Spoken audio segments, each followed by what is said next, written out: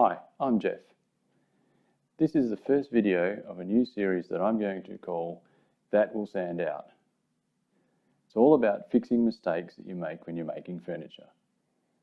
In this episode, we're going to learn how to fill drill holes that were inadvertently drilled the whole way through the wood. Stick around.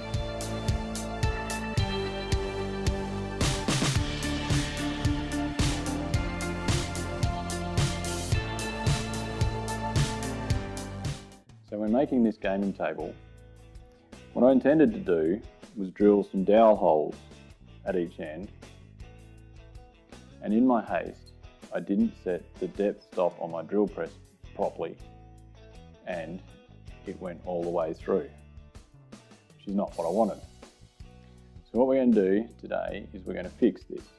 I'm going to take this piece of jarrah, I'm going to cut a little piece off. I'm then going to put it in my drill press and round it off, a bit like a plug, to go in each hole here. I don't have a plug cutter, so I have to do it all by hand. Let's get started.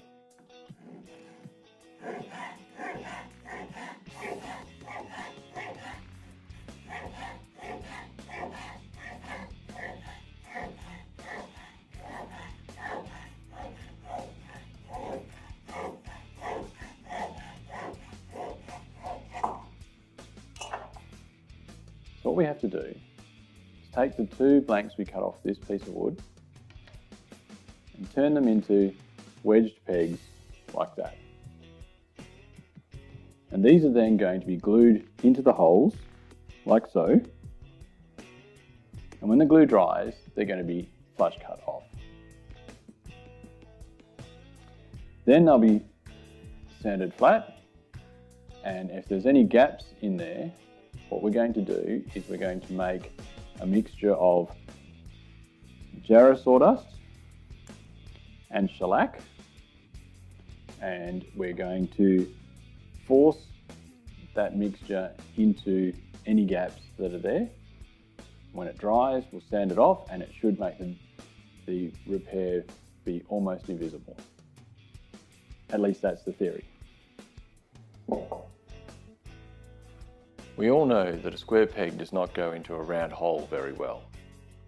So here I'm just knocking off the corners to turn it into an octagon shape, which will allow me to mount it in my drill press and use a sanding block to turn it into a round tapered plug.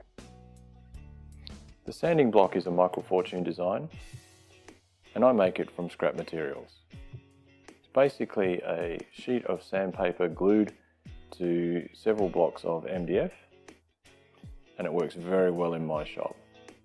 I tend to make 16 at a time for one sheet of paper, and I can make them in whatever grit I want. So now what we're going to do is we're going to glue these in place.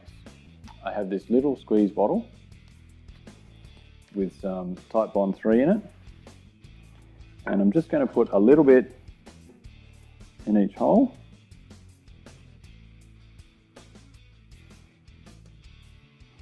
I'm going to put the glue right at the top of the hole, and we're just going to smear it around a little bit around the top.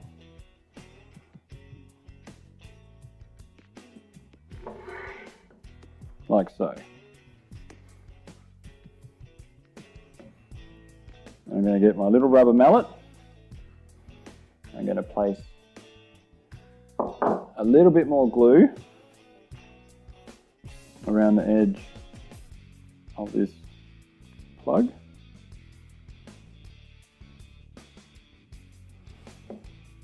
Put it in the hole, and using my plastic mallet, tap it into place. Okay, see, this one just broke on me because I was hitting it a little bit too hard. Is one of the problems when you're using jarrah. It's quite a brittle timber, so we won't quite go so hard this time. Now the piece broke off just below the surface, and whilst that's not ideal, we can use this sawdust mixture that I was talking about to fill that in and sand it smooth. and that should get rid of the problem. So now we just wait for the glue to dry. So the glue is dried, and now I'm going to take my flush cut saw and cut the peg flush with the surface.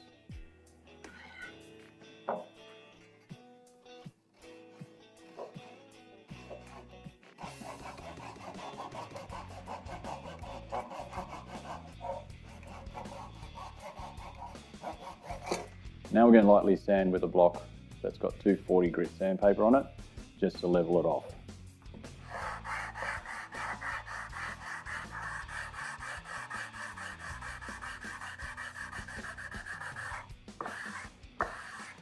Now I've got that flash.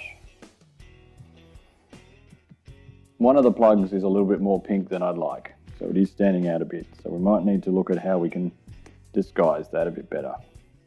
But first thing I'm going to do is make up the sawdust and shellac mix that I can put in the other hole. So I've got some sawdust, some jarrah, and it's pretty much the same colour that I'm working with.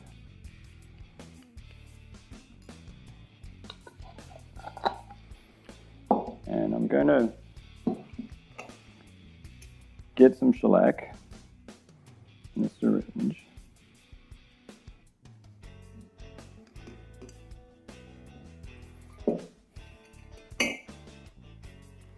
Just going to mix the two together.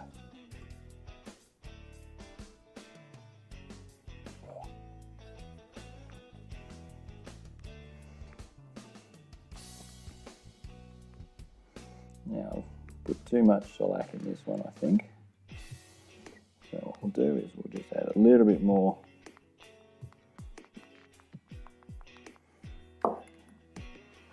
jarrah. The interesting thing on this is that it's actually gone pretty dark. So it might actually be what we want. So we'll put it in the hole. In the current state, it's going to stand out, but the shellac will dry out and evaporate and leave the sawdust in the hole. So I've now done that, and I'm going to leave it overnight to dry out, and then tomorrow we'll come back and we'll see how we did. So I've let it dry overnight, and it's now time to give it a sand and see how it came up. So I'll just get my block of 240 grit sandpaper, and we'll just lightly sand off all the excess.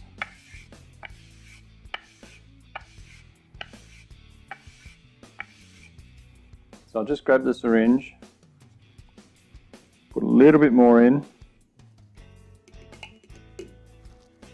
and just drop it on, gently drop it on.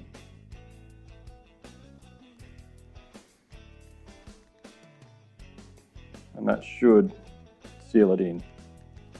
Now, because shellac dries pretty quick, I should be able to now just give it a light wipe and a sand, and we should be good to start finishing this.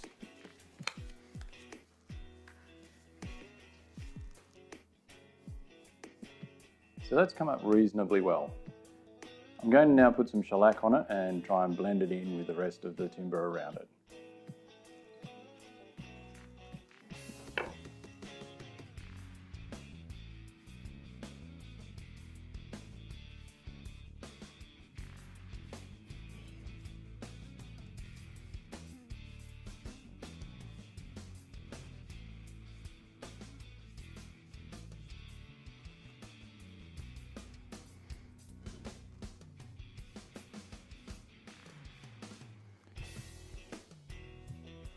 This might take a couple of coats, but it should start to blend in.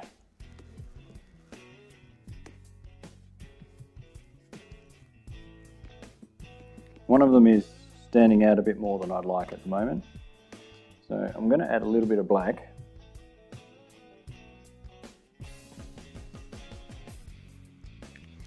Which these pens have an alcohol-based ink, or in Australia it's called metho-based ink. So when I give it a little bit of a rub with the shellac, the ink should run into the timber.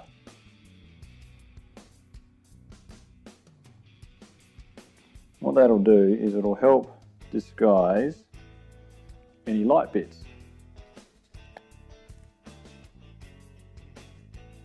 We might have to do it a couple of times, but what we're trying to achieve is a fix that is not obvious. And by doing this, we're now starting to get that way. Now obviously this fix is going to stand out to me because I know it's there. So what I'm trying to do is just disguise it enough that it doesn't stand out for others. Well, now I think I've got it. Considering where I started at, I'm reasonably happy with the results. As you can see, the repairs are here and here. I've wiped on a single coat of Scandinavian oil, and what I discovered when doing so was that the repairs became just a little bit darker and blended into the wood just a little bit better than what I had before. Unfortunately, you're never going to get rid of it entirely. Because I know they're there, they stand out very much. The best I could hope for was to disguise it. And I think I've done reasonably well. At close range, you can see it. And given the sort of table that it is, I'm going to have to live with that. I'm not happy with it, but have to live with it. But as you get further away, the repairs blend more into the wood. And it just looks like a feature. So overall, I'm reasonably happy. Would have preferred not to have gone down this path, but it is what it is. And I've at least filled the holes, and they are not as prominent as they were. So as you can see, it's a fairly simple technique that gets decent results. What I would recommend is using it only for small repairs, because the shellac and sawdust mix is fairly brittle and can come out while you're working it to get it to the finish that you're looking for. Once you put a film finish over the top, it should be fine, but up until that point, you just want to be careful. So I'd recommend really just using it for small fixes, like plugging of really small holes or gaps, that sort of thing. And thank you for watching. If you liked this video, click like below, and if you didn't, click dislike. Or if you want, leave a comment as well. If you have any suggestions or requests, please let me know in the comments below. Thanks again for watching, and we'll see you next time.